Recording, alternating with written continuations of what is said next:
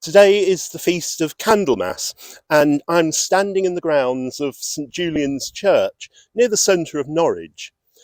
In the Middle Ages, this part of Norwich was pretty much a red light district with inns, brothels, and tenements. And a priory was established in the 13th century here on the banks of the Wensum. It was dedicated to St Julian. But who was St Julian? The 12th century legend of St Julian tells of a nobleman who, as an act of penance, established a hospital for the poor, so he was a perfect choice as a patron for this part of Norwich. This was one of 5 Norwich churches that was destroyed in the Blitz, and it was the only one that was rebuilt. There's a special reason for that. Let's go inside and find out.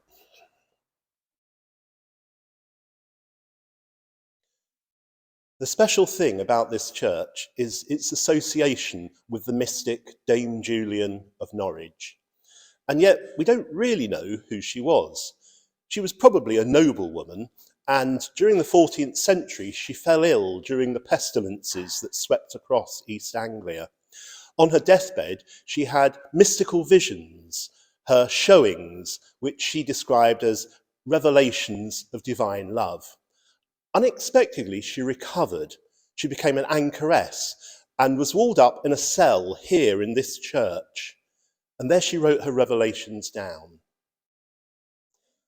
As an anchoress, she took the dedication of the church as her name, which is why we know her as Dame Julian.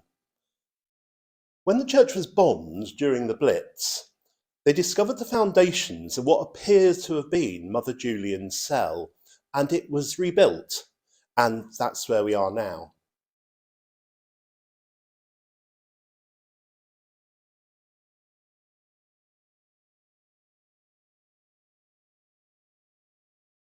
When a new footbridge was built across the Wensum a few years back, it was named the Dame Julian Bridge. Her revelations had been scattered to the 4 winds by the Reformation. It's really only in the 20th century that the true literary and spiritual significance of her writing has been recognised.